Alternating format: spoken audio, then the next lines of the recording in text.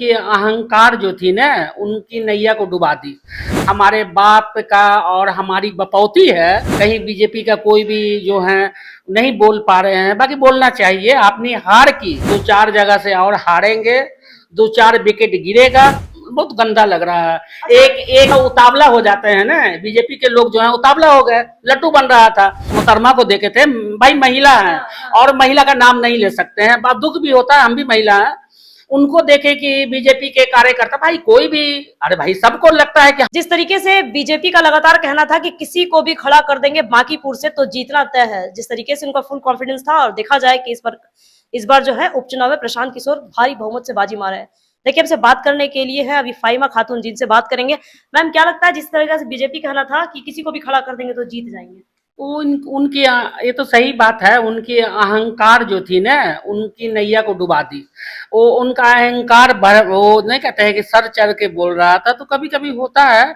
जनता जो है ना, जनार्दन है। जनता ही के वोट से, जनता के वोट के चोट चोट से सरकार बनती है और गिरती है सरकार, बिगड़ती है जिसको कहते हैं।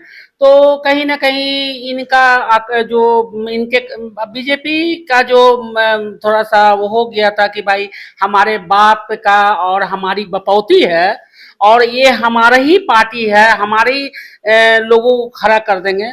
और किसी किसी से सुने कि कुत्ता बिल्ली को खड़ा कर देंगे तो जीत जाएगा। तो अब समझ में आ गया ना, समझ में आ गया। अब वो उनकी नानी याद दिला दी है, प्रशांत किशोर, जो अभी जनता देख रहा है।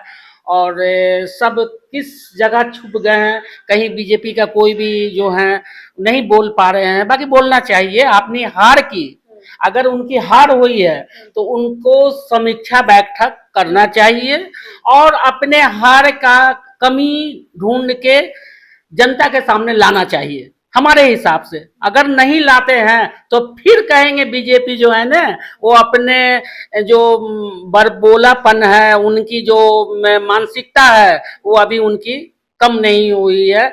दो चार जगह से और हारेंगे, दो चार विकेट गिरेगा, तब ये ठंडाएंगे। अच्छा, प्रशांत किशोर की जीत हुई है इतने भारी मतों से, क्या कहेंगे, क्या शुभकामनाएं देंगे? देखिए, प्रशांत किशोर जी को हमारे टीम के तरफ से बहुत बहुत धन्यवाद। आप जीते हैं प्रशांत किशोर जी।